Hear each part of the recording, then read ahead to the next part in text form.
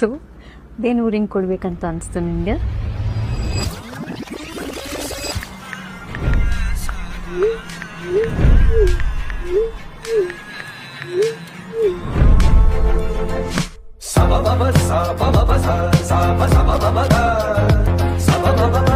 Okay, ಯಾವ cut ತಗೊಳ್ಳೋಣ?